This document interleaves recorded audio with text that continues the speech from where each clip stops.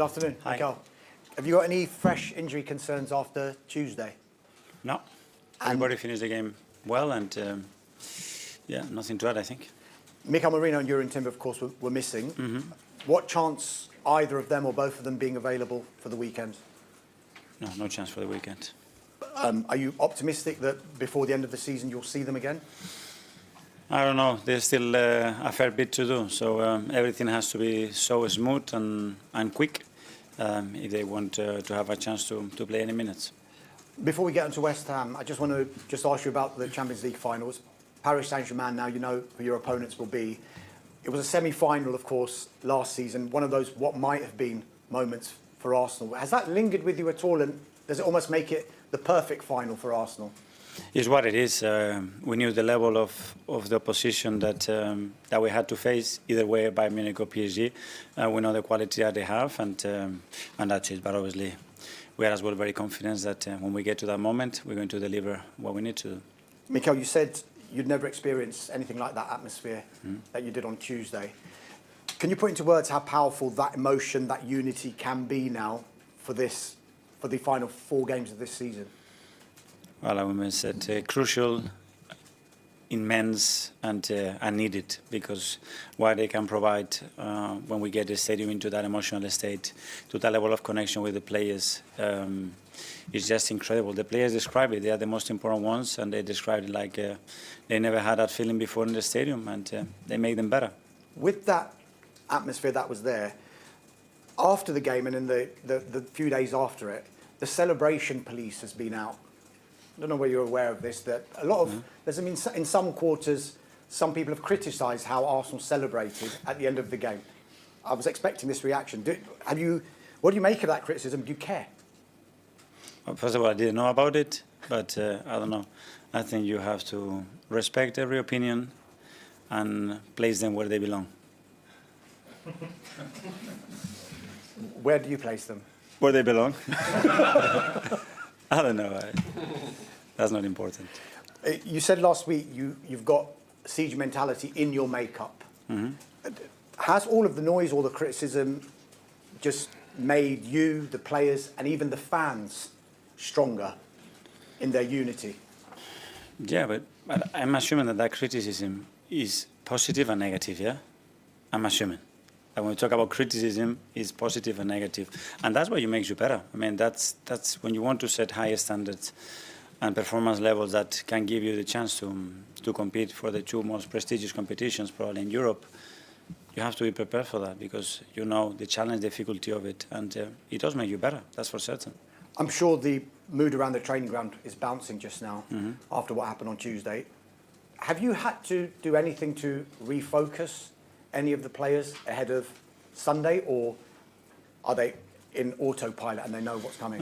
We talked immediately after the game, and this is great. What a moment. We earn it. We will have time to prepare and get ready for that final. But now the focus, the attention, the detail, the energy, everything has to be put into West Ham. There is nothing else there, and we made it very clear. Just finally for me, Mikel, every week when I speak to you, it's 1 game less, 1 game less.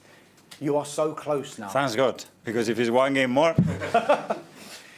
You're so close now. So 4 games from an extraordinary season, potentially an historic one, for something the club's never done before.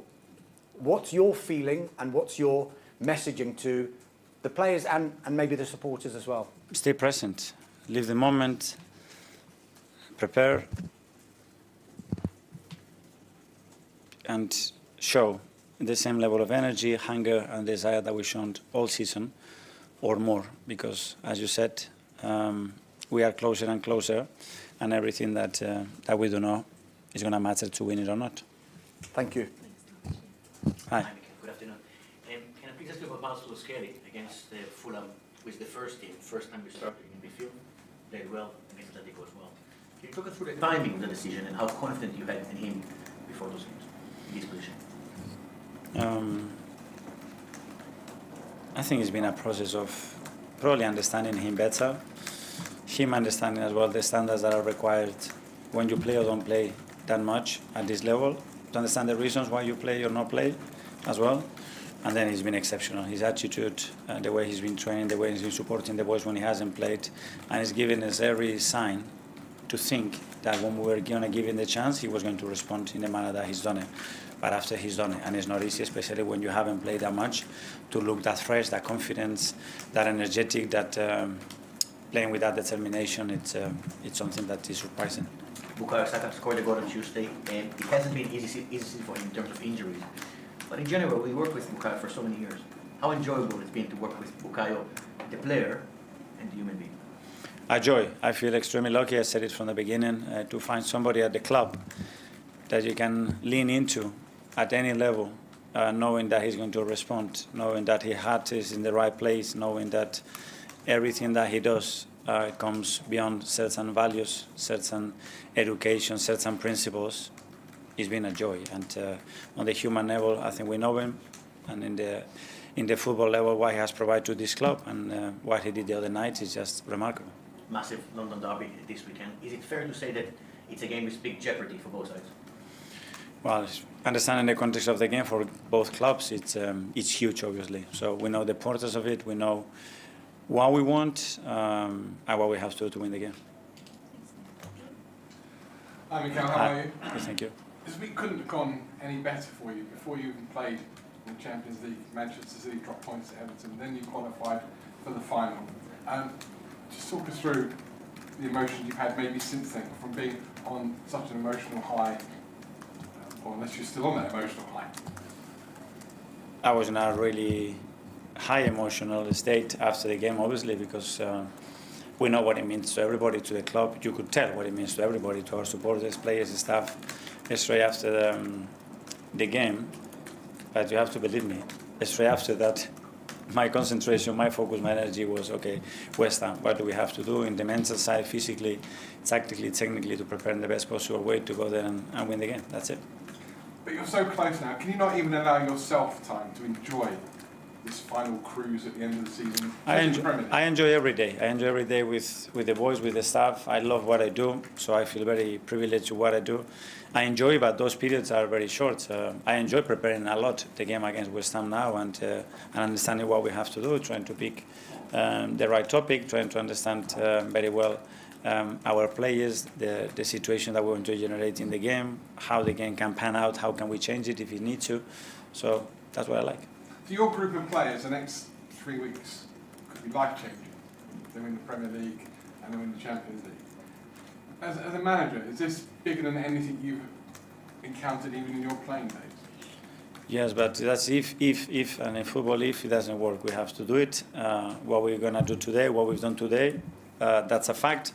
That's the most important thing. And tomorrow we're going to have to do what it takes to be in the best mood, physically, mentally, to get ready for the battle that we have on Sunday. Finally, the professionalism in your squad, I think, was summed up this week by Declan Rice. He put out some really nice words about his former club, who on Sunday you could help relegate to the Championship. I suppose that came as no surprise to you that the boy you picked up from West Ham has grown into a man here.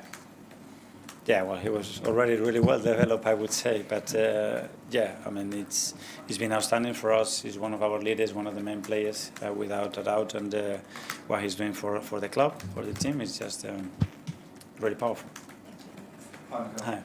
A couple of weeks ago, you said you worked on Victor Gyökeres's timing of runs into the box after he scores a couple of weeks ago. And the last week in particular, it looks like his hold-up play has really improved. Is that something you've worked on? Have you noticed that difference? Yeah, but from the beginning, I think some of the things that you see, certain improvements from players, probably the work is not being the day before, 2 days before. Maybe it's been done through months, and maybe months ago. But it doesn't happen overnight. And Victor has been working extremely hard.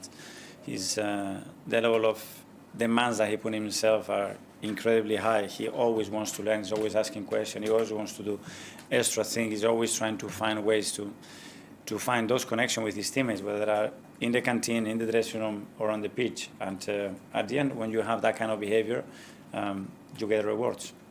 And just about some of the big decisions that you've made this season, particularly in the run-in, put Eze back on the left wing at Man City, what was the biggest game of the season at that point, and then Marvin Skelly in the centre midfield, Fulham and Atletico.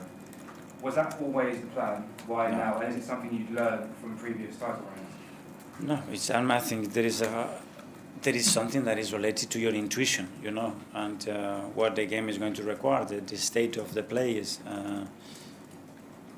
the way you can imagine the game, and where the players can have most impact, and then you can get it right or wrong. You never know, but if you do what you feel, at least you have the certainty that you've done the preparation, you've done the thinking, and when it comes time to deliver, that's something else. Hi, Mikel. Hi. It's been a while. Can I ask you about the five-phase plan again? Can we do that at the end of the season? Could you just tell me what phase we're in now? I don't know, I'm lost. No, it doesn't matter the phase. The only reason I keep bringing it up is because obviously a lot of managers go in with the blueprint, their vision for what they're going to do, and then they get sacked, things go wrong. But you seem to be 4 games from realising something you laid out 6 years ago. I mean, it's an incredible journey you're on the cusp of completing, isn't it? Yes, but again, responding to that question, at the moment it doesn't matter. Let's live the present. When we have time, we can talk about that. If we got the timings right, every decision right, and the most important thing is, okay, what's the outcome when it comes to the end of May? Hi, Mikel. Just in terms of David Raya, I think it's confirmed now he'd at least have a share of the Golden Glove for the 3rd season running, and this season it seems like a lot of his saves have come at big moments, so whether the game's 0-0 or maybe 1-0, and he's really sprung into action and concentrated throughout the whole kind of game.